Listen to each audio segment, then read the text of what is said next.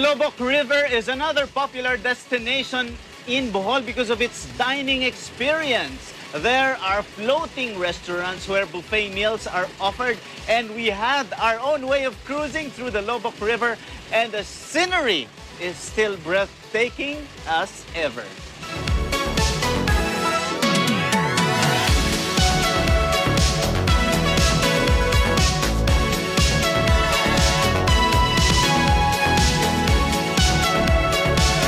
Ma'am, meron po kayong tinatawag na ultimate Bohol experience. Yes. Can you tell us more about this ube? The ultimate Bohol experience is actually yun yung parang opening namin. It serves at the opening for the Bohol tourism. We intend na when you come here, you will be safe na wala talaga kayong alalahanin in terms of health, safety, and security.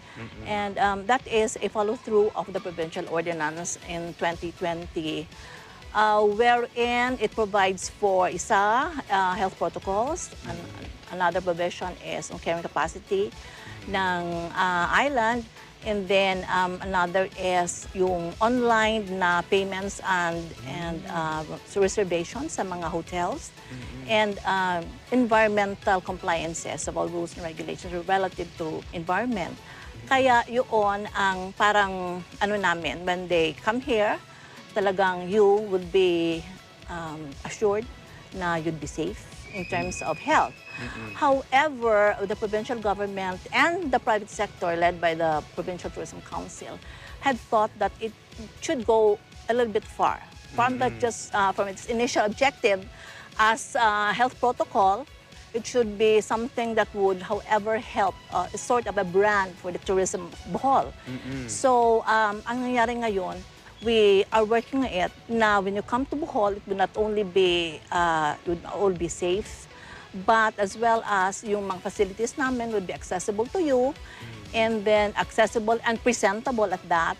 And yung mga services sana ng mga tourism workers, tourism providers, would be one that would, to be ultimate, that would be for you, at your liking, for your liking, and then pleasure. No?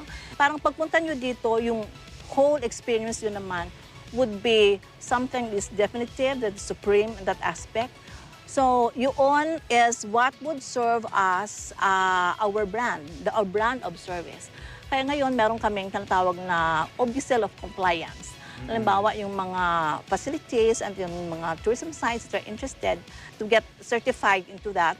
So, they just have to write to us, tell us their intentions, and we could go to them, inspect them, and see if all the requirements are being responded to.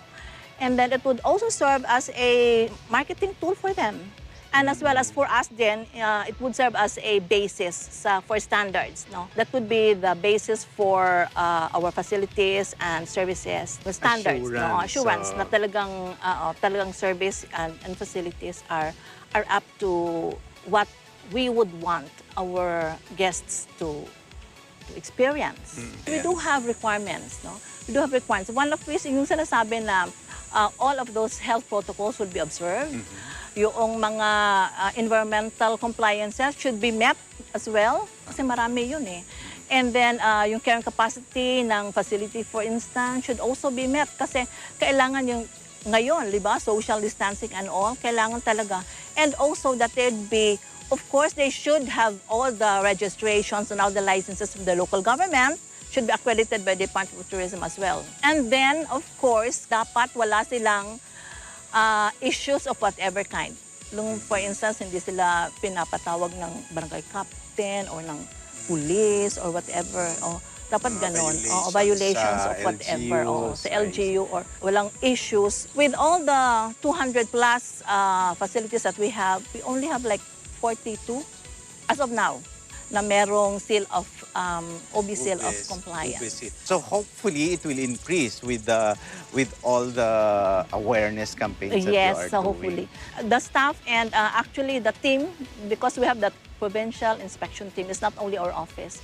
It's actually lahat ng mga opisina that has something to do like health and environment, part of the team that goes regularly para titingnan kung okay na ba sila, have they responded to the requirements that nagkukulang sa kanila. It's not compulsory at the moment. It's not compulsory at the moment because yun na nga, hindi naman lahat pa ang makaka-respond sa requirements. The requirements are a little bit stringent. Kaya, pero assurance yes, yun sa assurance mga turista. Yes, Kasi assurance, kapag actually. nakita nila yon, parang kahit ako, titingin ako doon. Dito ako kaysa doon. Yes, correct. So yung mga wala, they would really make it a point na makakaroon din sila doon kasi sayang naman. 2019 was really the topmost, no? Sa mga lahat ng arrivals. We garnered 1.5 million that time. No? And in 2018, it was like 1.4. But in 2020, it was only like 177,000 plus. And then in 2021, it rise about like 3,700 something. So very, very much low from what we had, no? But at the time, no, considering with the entry, the steady small trickle of tourists coming in at this time, comparatively the first quarter of 2021 to the first quarter of 2022, we had an increase of about 70%. So from 70%,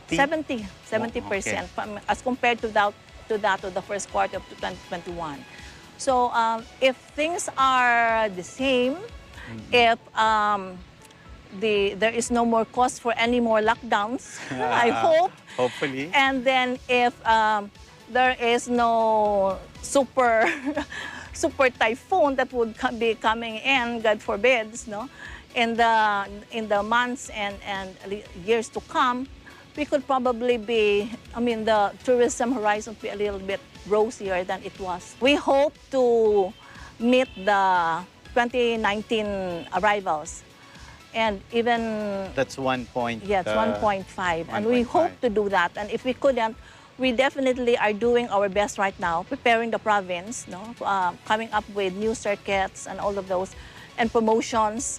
Kami, even while it was pandemic still, no, we were already doing our best, readying for the tourists when they come. We did inspection of new sites, of regular existing sites, in order to come up with mga new circuits. This month, we just launched with the Department of Tourism our outdoor adventure circuit and the 3Fs, farm, port, and fitness circuit, which we have started way back in the second semester of 2020. Those are things that we are wanting, no, to promote, aside of course from the basics that we already have. It's so much, the Philippines is so much blessed with a lot of diverse Correct. Yes, natural Yes, resources. So we have rivers and waterfalls, we have beaches and sandbars, so all those things, no?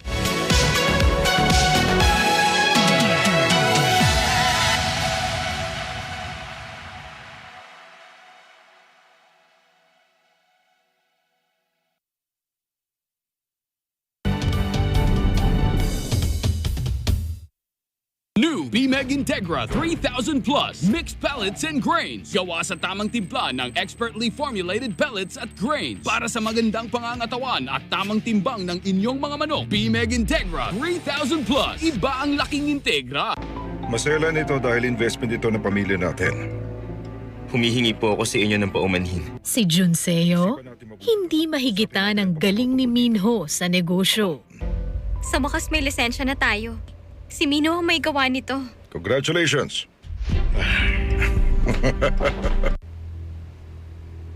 Lagi niyang sinasabi na wala akong ibang ginawa kundi gamitin ang koneksyon ng aking pamilya.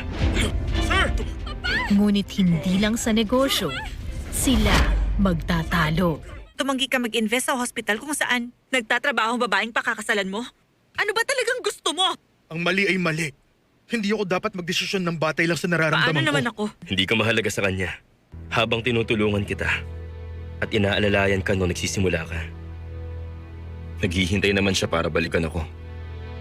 Pero sa ginagawa niya, pinapahamak niya sarili niya. Anong ibig mo sabihin? Fatal Promise, ngayong Linggo. Panalo Talo tayo pag together, walang talo pag together. Let's stand together sa Net 25. This portion is brought to you by Bodala Beach Resort, bringing you closer to nature.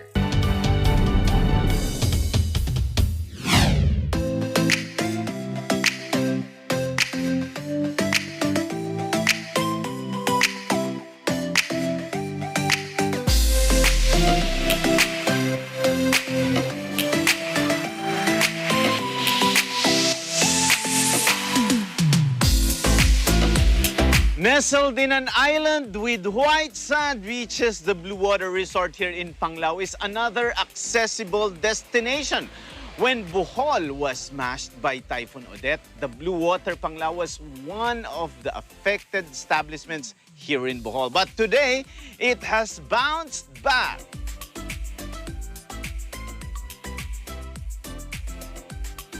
This is a very relaxing place, very pristine.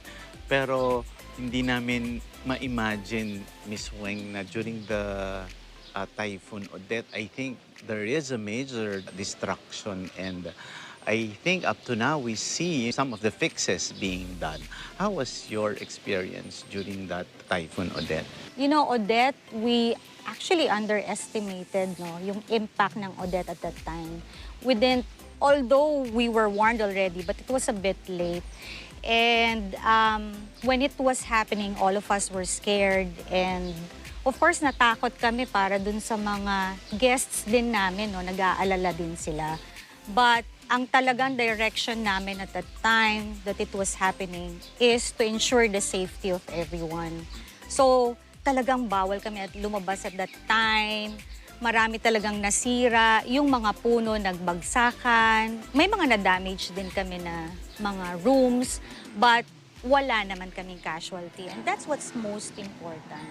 And then the following day, when we talked to our guests at that time, we made sure that we will take care of their needs also because the airport was closed at that time, medyo at ang seaport nasira. So medyo nagkaroon ng konting aberya dun sa pagbalik nila sa kanilang country or in Manila or in Cebu at that time. Kasi walang power. Oo, marami talaga. So naka-stranded talaga din sila dito? Stranded for a few days lang. For a few days. As we are doing the interview, narinig natin yung eroplano. So this is really very accessible, di ba? Once for other resorts, for other establishments, the airport is very far. So even the diving sites, may mga ganun kami na interview dito na once you go to a specific place, you still have to trek or journey. But here, once you arrive at the international airport, you have a destination such as this. Can you consider that as one of the major advantages of the Bohol resorts here? Yes, actually, that is really an advantage to us because as soon as you land at the Bohol Panglao International Airport, you're just 5 minutes away from the major, beach coasts of the island. So talagang very accessible now.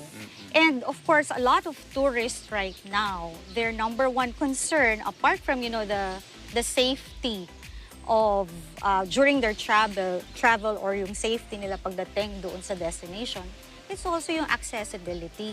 It's faster right now. Unlike noon, nasa capital city of Tagbilaran pa siya. Now, talagang mas malapit na. So, it's much easier to go to Bohol. And then, Miss Weng, balikan ko lang kanina yung sinabi mo, Typhoon Odette. Tapos nag-COVID-19 pa. So parang double whammy kayo. Yes. Kumbaga, can you describe the recovery stage? We heard a lot of stories about employees suffering, they were out of jobs. What's the kind of recovery plan that you have? When COVID struck, of course, none of us knew how to address. Kasi talagang it was really new. So at that time, of course, most of our staff went on furlough or limited work week. pinaka-number one concern namin at that time was to make sure that we will be able to reach out to them to provide their basic needs, pagkain. So yun muna yung inasikaso namin. Pangalawa, we strengthened our health and safety protocols. So we worked with our sister company at the ARC hospitals in Mactan Island. So there was a series of forum and trainings on how we will be able to implement an effective safety guidelines. Hindi lang para sa empleyado, pero para din sa mga guests, no? So at that time, at the height of the COVID, talagang we were using pa clinical grade or hospital grade disinfectants. So up until now, that is being implemented. Kasi hindi pa naman tapos ang pandemya, di ba? Pangalawa, we also encouraged our staff who went on furlough na na-discover nga nila na, uy, kaya ko palang mag-business, uy, kaya ko palang mag-bake, magluto. So, yun. So, we encourage them, we didn't stop them. Kasi it's very important to also keep them busy kasi hindi nga everyday yung job nila. Pangatlo, kami na management team, we had to find ways on how we will really move forward and how we will be able to, serve guests and prepare ourselves pag bumalik na sila. Okay, so operationally, of course, we've now started to improve most of the facilities that we have right now. Yung mga rooms na na-damage, we have renovated 70% of that, already renovated, so that we will be able to also accommodate if ever there will be an influx of international tourists, hopefully in the next 6 months of this year and for 2023. And of course, hindi naman kami nag-stop on training. Pero napaka-importante kasi right now is kailangan yung mga employees and yung mga staff really implements yung health and safety protocol. Kasi yun talaga yung titingnan din ng travelers eh. Safe ba sila? Diba? So yun yung pinaka-concern namin right now. We make sure that everyone will be safe when they're here. And of course, ma-enjoy din nila yung facilities. So right now, in terms of recovery, we're on our way naman. We're on our way. Kasi dumarating na slowly. That's right. At yung revenge travel talagang Nararamdaman ninyo. Nararamdaman Yeah. namin. Yeah. Lalo na from people from Manila or outside of Bohol, pupunta sila dito. And when we talk to them, parang they're so happy kasi talagang, fresh air, walang buildings, all we see are the, nice beach. Napakaganda naman talaga ng Bohol. Yeah, speaking of that, how do you describe the pre-pandemic levels? And what's your outlook? And do you think the level would go back to pre-pandemic days? In a pre-pandemic level namin, we were only averaging siguro mga 5 to 10% occupancy. But what is nice about that is we were able to welcome the locals. Kasi during, pre-COVID, they can't go to the beach resorts because we're always full with international tourists. And during the pandemic, they are now able, to visit most of the properties here and enjoy the facilities. Now, in terms of what's going to happen, how do we see the future of, tourists na coming to Bohol? Definitely, it's improving. Okay? And we're happy that we are seeing efforts also from the Department of Tourism, Region 7, in promoting Bohol. So they're very supportive of Bohol as well. In fact, they have, opened new tourist circuits.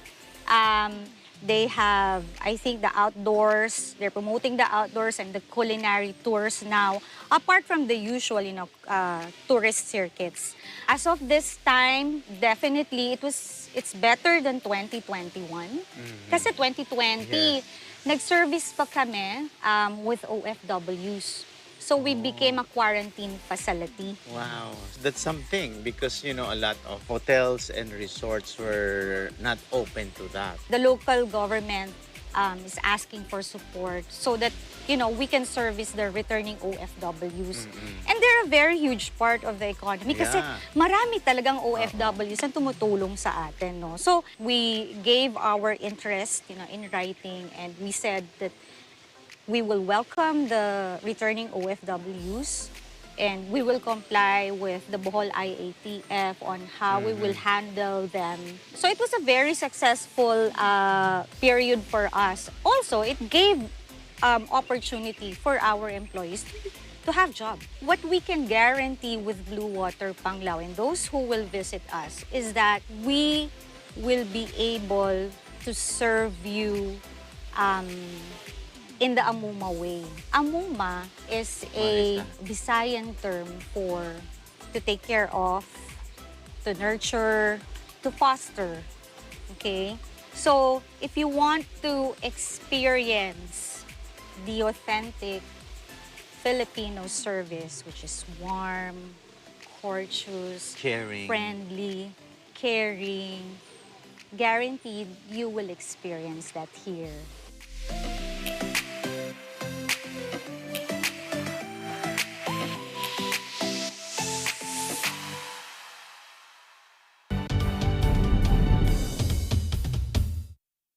This portion is brought to you by Blue Water Panglao Beach Resort. Blue Water, our home. Alam namin ang iyong pagsisikap. Dama namin ang iyong mga sakripisyo.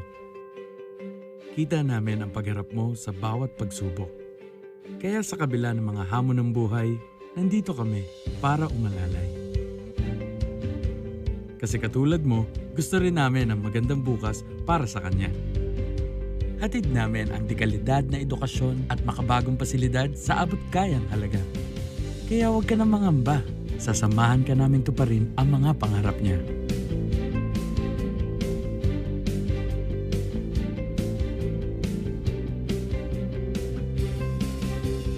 Maaasahan mong sulit dito ang mga pinagsikapan mo. Sa aming mga makabagong pasilidad at sistema ng edukasyon. Ilalabas natin ang aking talino at mga kakayahan niya. Kahit sa munting halaga, makakasiguro ka na makakasabay siya sa mabilis na pag-ikot ng mundo. Sa New Era, karamay mo kami sa bawat hamon. Kaagapay mo kami sa bawat hakbang. Kasama mo kami sa bawat ngiti at tagumpay.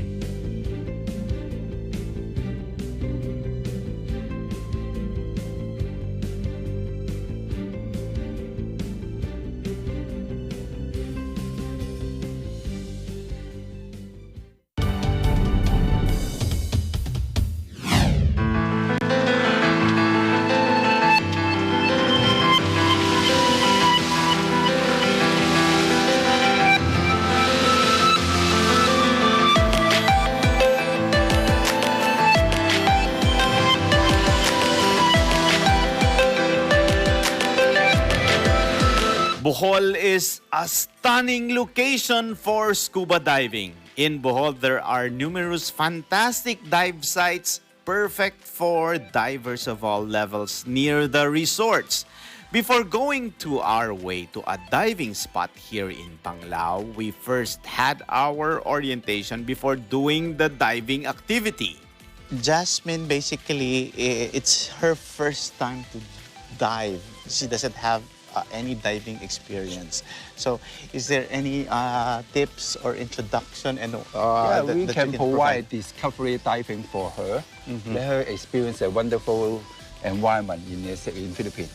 Yeah. It's discovery diving. Yeah, discovery diving. Yeah.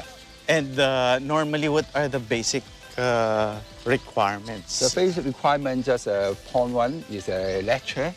Tell her the theory of diving. And then how to use the equipment, something like the regulator, how to use it, how it functions.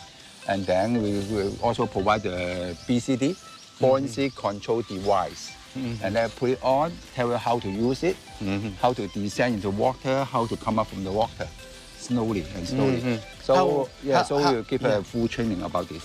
How long have you been teaching diving? Or since 2005.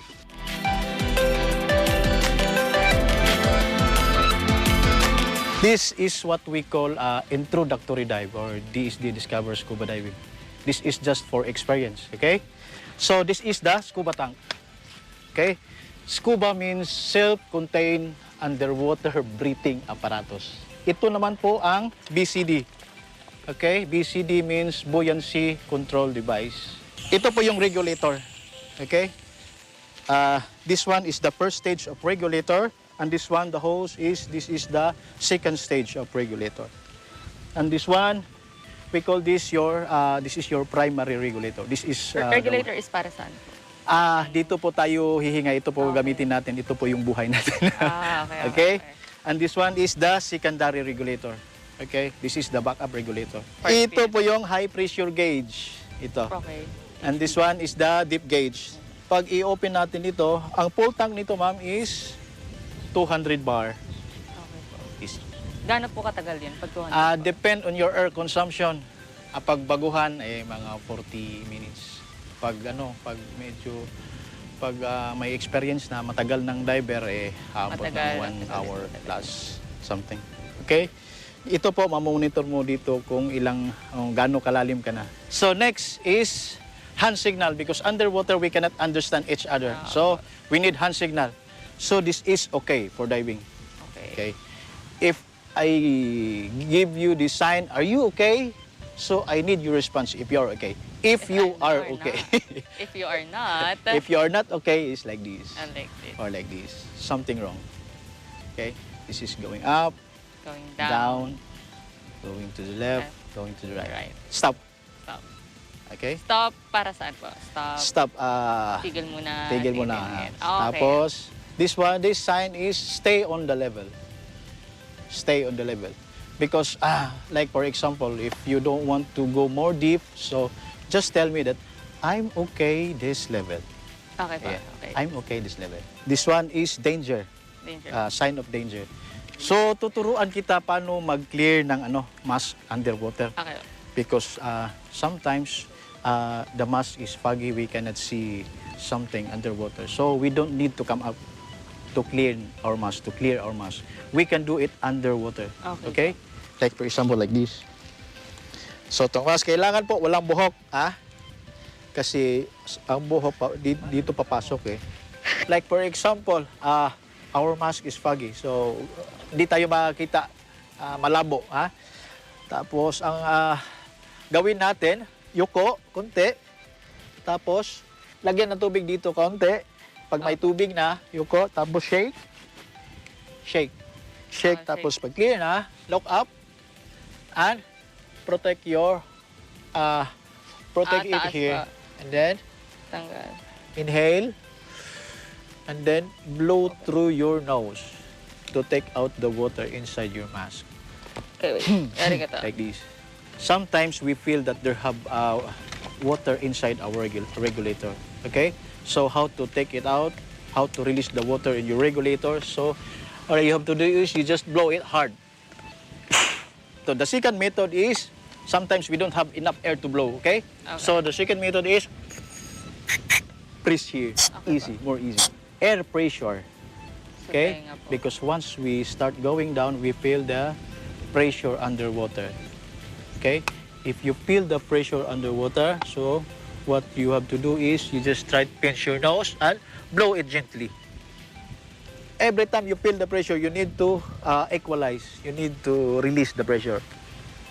Okay?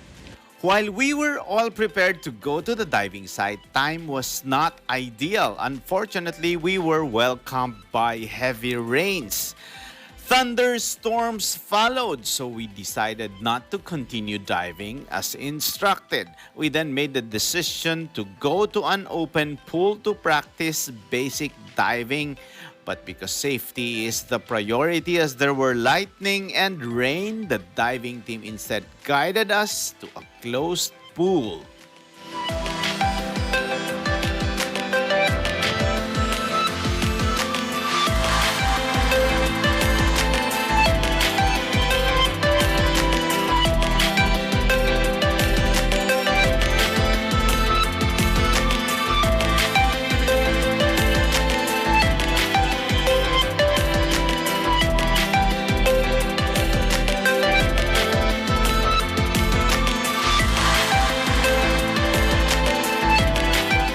In your experience here, how do you describe the corals, marine life? Wonderful in Philippines. Really? Yeah, really wonderful, lovely. Many different kind of corals and different kind of colors.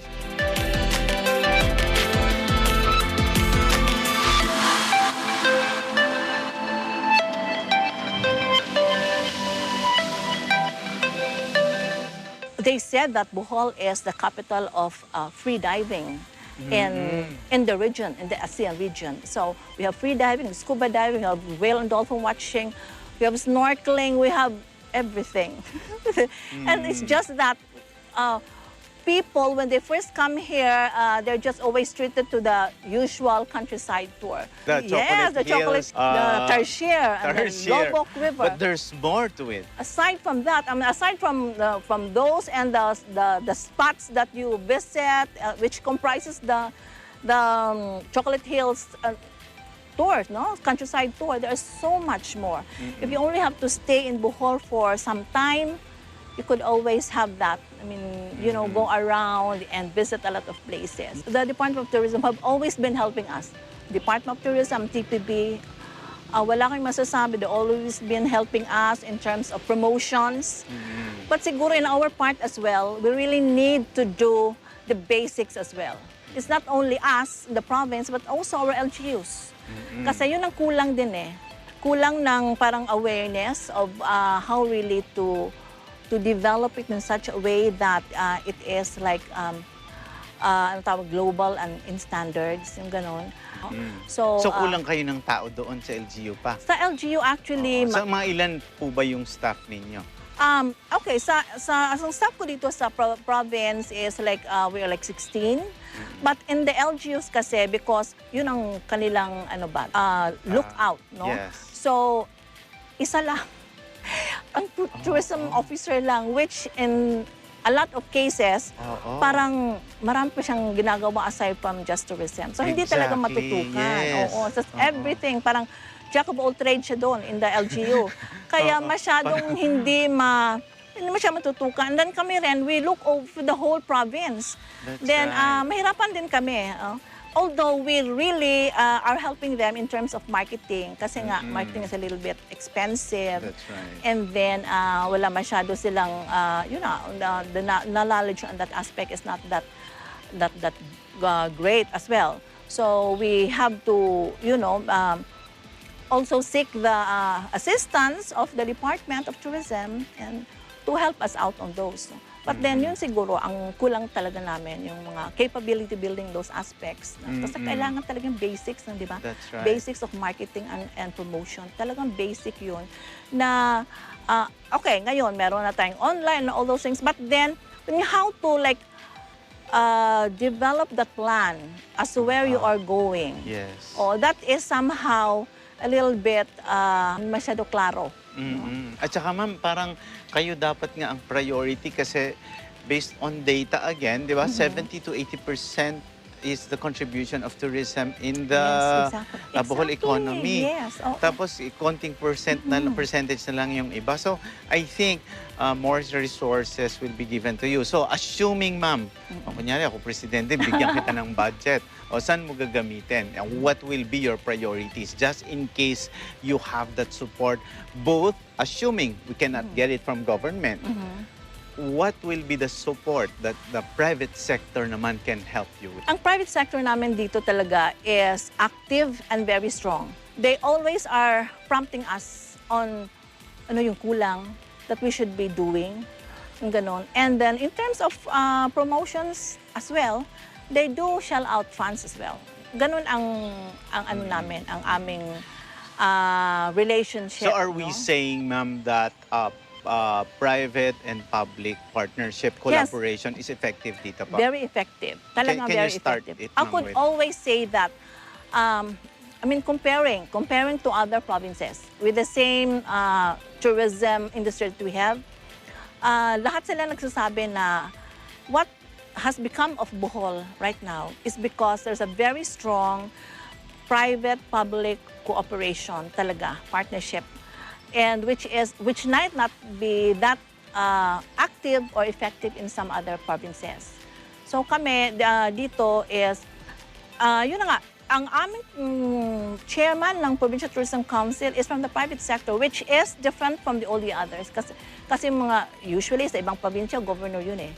And then, or mayor kaya in the MLGU. But us here, it's from the private sector because we know that since tourism is a private sector-led industry, so they would know more about it than us. So what we do is simply assist, no? And create that enabling environment for the industry to really grow.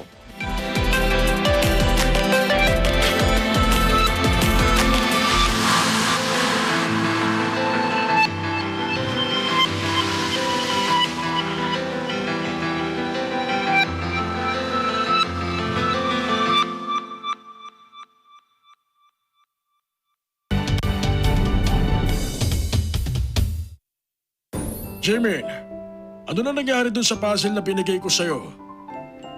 $98.93. Hindi yun yung sagot. Pwes, ano sagot dyan? Ang sagot ay narito. Sa unang pagkikita, masasagot ang isang misteryo. Nasolve ko na po yung mystery. Habang ang muling pagkikita, Nice to meet you, ma'am. Kakalipot ko lang sa kabilang bahay. mag-iiwan ng mas maraming misteryo. Sino siya? Sino ang lalaking yun? Malamang curious ka na kung sino ko. Babawiin na kita ngayon. Kaninong anak yan? Anak ko po siya. Hindi mo siya anak.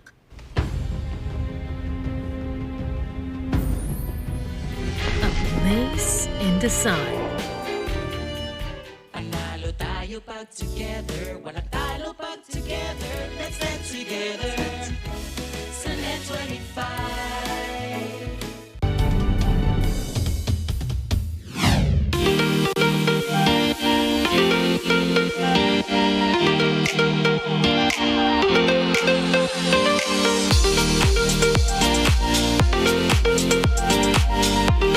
Tarsiers come in 3 varieties: Philippine, Western, and Eastern. The distinctive look of the Philippine tarsier, which has long fingers and toes that are tightly grasped onto 3 branches, has made them well-liked by tourists. The Philippine tarsier is native to the Philippines. Due to habitat fragmentation and fast habitat reduction, all tarsier species are at risk of extinction. The tarsier experiences stress from many aspects of confinement since it is frequently timid and anxious. This includes camera flashes, being stroked, and being kept in an enclosure. With a tiny skull, they are delicate, emotionally sensitive, and stress is the primary reason why they die. Philippine tarsiers are claimed to be the second smallest primates in the world.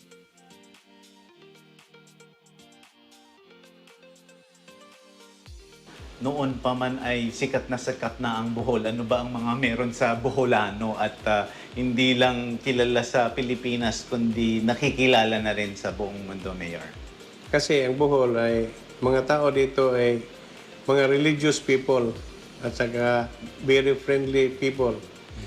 And sa ngayon, lalo siyang sumikat dahil marami ng mga tourist destination, kagaya ng Chocolate Hills, lalo na itong ang lugar namin, ang Panglao, maraming mga beautiful beaches and mga diving sites dito sa Panglao. Malaking tulong yung International Airport sa Bohol. Kasi maraming turista na kuminsan, mayroong direct flight from Korea. Tapos yung dali ang access nila papunta Panglao at saka any part of Bohol. Ang nangyari noong pandemic, talagang alam natin na apektado ang turismo, di ba sir? Talagang, kumbaga, I'm sure kahit kayo, itong lugar ninyo talagang sarado. Paano na-survive po ng mga Boholano yung pandemic? Nagsikap lang kami. Kung ano, yung iba, nagtatanim-tanim lang ng mga gulay to support their everyday needs.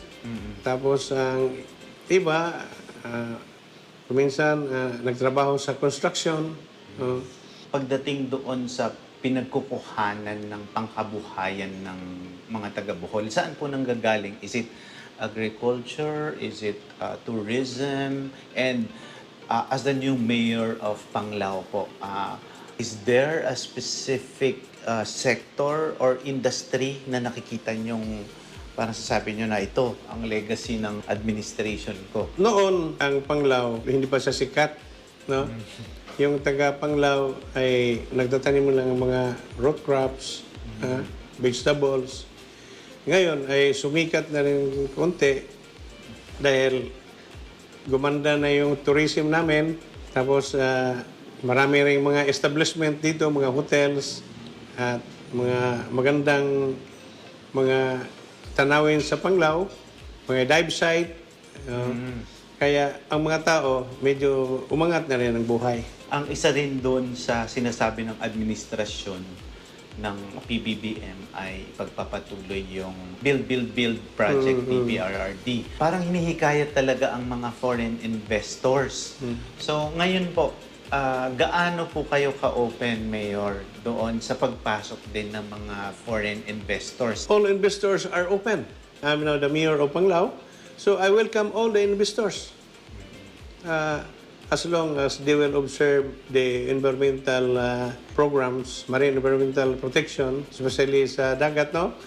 Kasi yung iba, hindi na sumusunod sa mga kailangan yung sundin nila yung mga wastewater management at saka sewage treatment plan. Ang isa sa mga nabanggit din po ngayon ay yung pagsuporta, Mayor, sa mga MSMEs, sa mga maliliit. Yung mga maliit na negosyante, one of my platforms of the governance which I presented to the people in Panglao during my campaign was na-introduce ko yung business na pahiramin ko sila ng 50,000 pesos or less.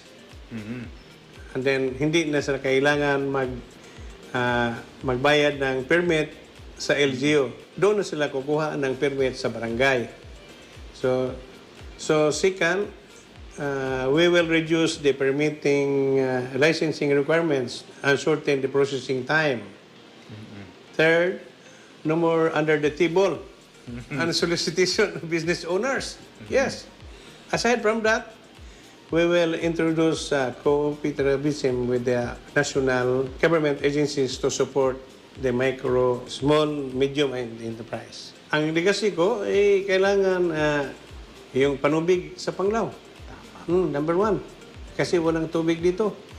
And number 2, yung maglagay ako ng street lighting kasi madilim ang paikot-ikot ko sa gabi. Kailangan talaga ng mga solar lights. At saka marami akong i-arrange pa. Pati yung Fisher Fox, medyo hindi masyadong na-arrange yung mga nila. Kasi dati-dati po, sir, yung mga fisherman dito, at saka tagkuha ng mga shells, kailangan ng permit. Sa akin ngayon, parang hindi na kailangan ng permit. Kasi mga mahirap yan sila. At saka, sabihin ko na sa iyo, ako noon, isang mangingisda rin. Kasi dito ko sinilang sa Panglao. Taga Panglao talaga ako. So, na-feel ko talaga, ano kahirap ang mangisda. Tapos, pakuhain pa ng permit.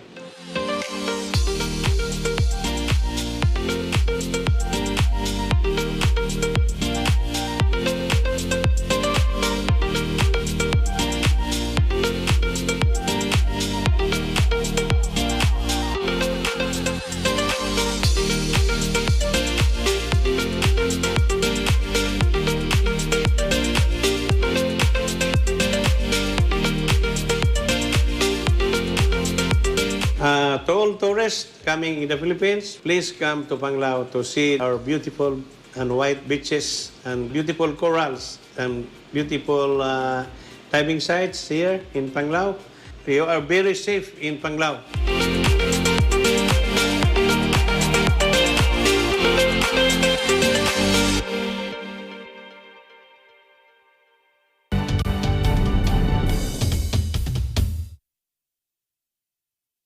Gusto niyo pong maging mama ko?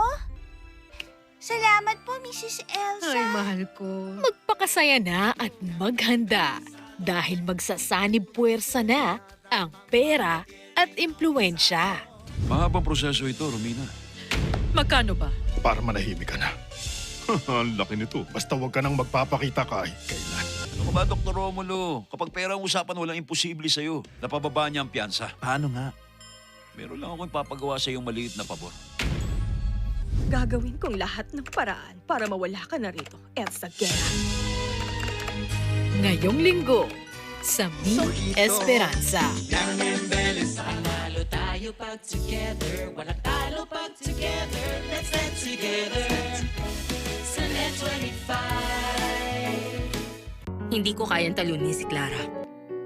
Sasabihin ko sa kanya ang totoo na ako ang nagnakaw ng mga design niya at tinamay lang kita. Sorry, Ivan. Pinapatawad kita. Friends? Ang pag-amin sa kanyang nasaktan, mauuwi ba sa pagkakaibigan o panibagong bakbakan? Ano ba talaga ang totoo? Ang totoo, wala kang kwentang ina.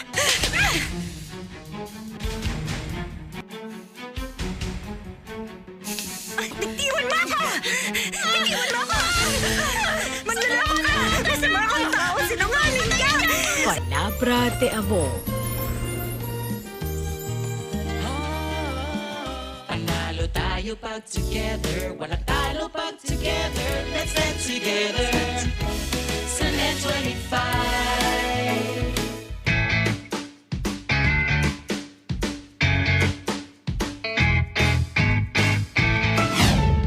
During the pandemic, on to the next normal, we have realized the potential of tourism to contribute to the economic growth.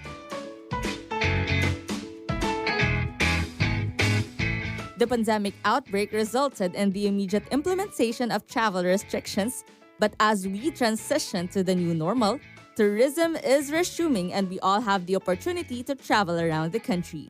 Join me in supporting local tourism as I tour you around Bohol. The island province of Bohol is one of the most popular tourist destinations in the Philippines. Bohol, like many other destinations around the world, may appear different as the tourism industry is adapting to the current pandemic, but its outdoor adventures and attractions remain as extraordinary as ever.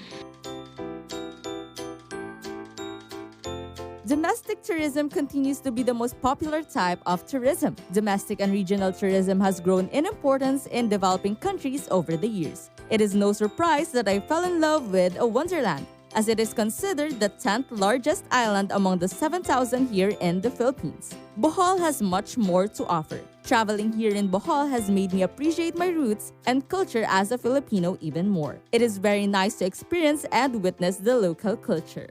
So what are you waiting for? Visit Bohol for an adventure.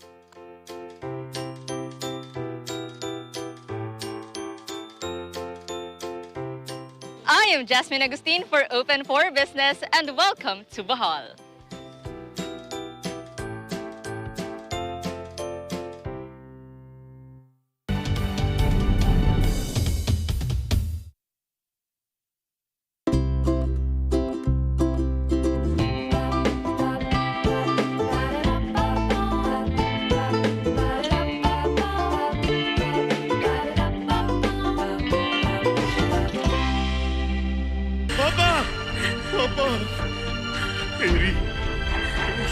Ililigtas ko siya! Kapag kailangan mamili, kaninong buhay ang unang ililigtas? Sino ang iyong uunahin? Doktor, anong ibig niyo? Si Minho, pamilya at prinsipyo, ang puhunan sa pag-asenso. Kahit na umasenso siya, galing pa rin siya sa kahirapan at hindi na maalis sa pagkatao niya. Si Airy, isang surgeon na magaling. Malayo pa ang maaaring marating. Mapopromote na bilang head surgeon ng anak ko sa ospital. Mas deserve niya ang higit pa. Hindi mo na kailangan si Minho. Si Junseo, ang ambisyon, walang kinikilalang limitasyon. Pakasalan mo ako.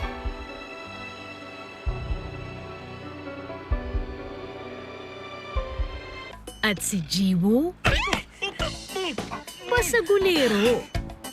Ang lalakas ng loob niyo! Tigil niyo yan! Ito talagang itinuro ko sa anak ko.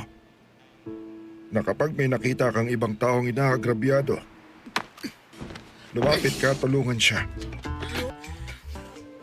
Kahit na mahirap ako, poprotektahan ko siya sa mga taong tulad nyo.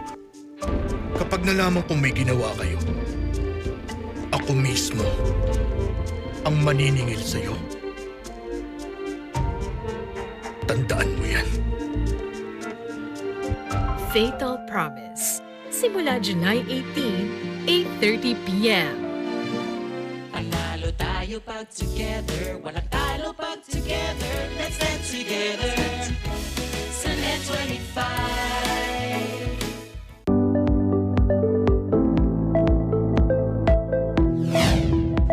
Open for Business is back and our buzzword of the week is bulk water. Bulk water supply means the wholesale supply of water on a business-oriented basis in large quantities, whether in treated or untreated form for any utilization purpose to a customer for own use or for subsequent supply by the suppliers to consumers. We hope you enjoyed our two-part Bohol trip as much as we did. The tourism of Bohol is once again inviting everyone to plan your visit here, find some relaxation and enjoy the beauty of Bohol. Maraming salamat sa inyong panonood ng Open for Business.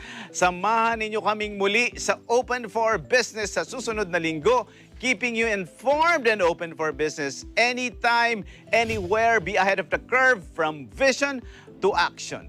Panoorin din ang programang OFB sa Facebook at YouTube. Mag-like at mag-subscribe sa aming social media at Net25 TV. Para sa Open for Business, ako po si Cesar Vallejos.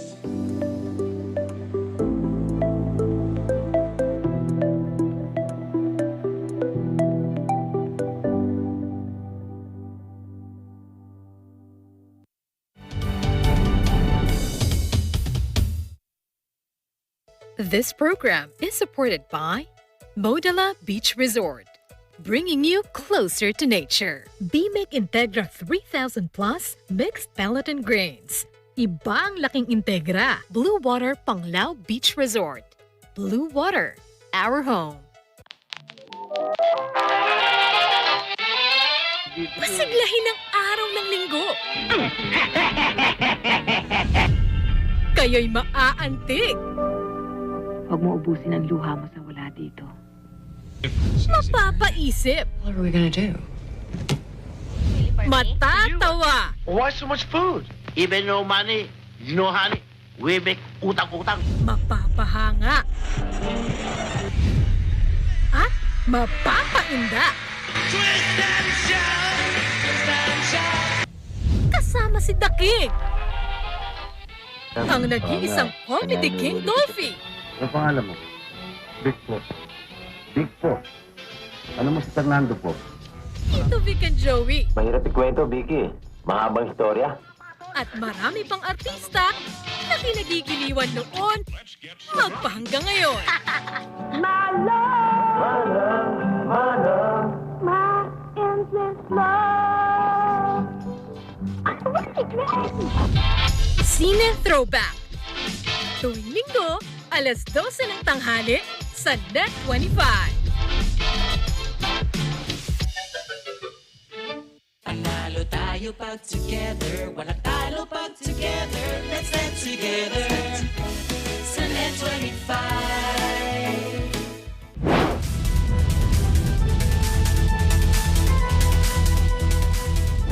Kung kayo ay may sumbong o reklamo na gusto po ninyong paaksyonan sa inyong lugar, problema na nais niyo pong masolusyonan, mag-text sa 0915-415-1035 o mag-email sa responde@net25.com. Pwede rin kayong magpadala ng mensahe sa ating Facebook page at Net25TV. Hintayin po namin ang inyong mensahe para agad na marespondihan. Mapapanood nyo kami sa mga sumusunod na mga channels.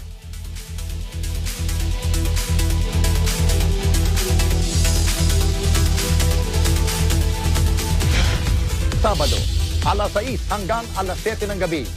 Ito ang Responde. Mata ng Mamamayan.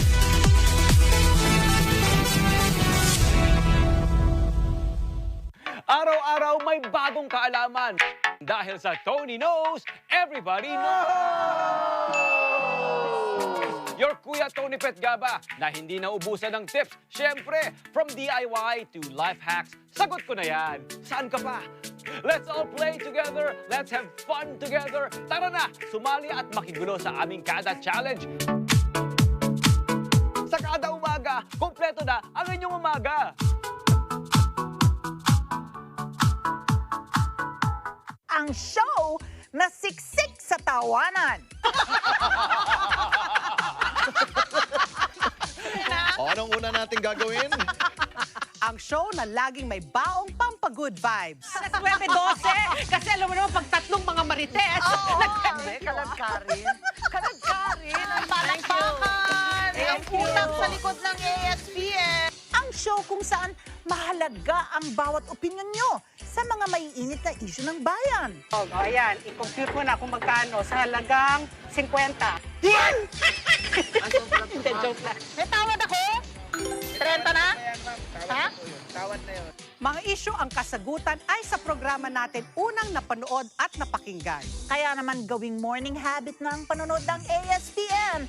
Ano sa palagay nyo? Lunes hanggang Biyernes, alas 8 hanggang alas 10 ng umaga, mapapanood nyo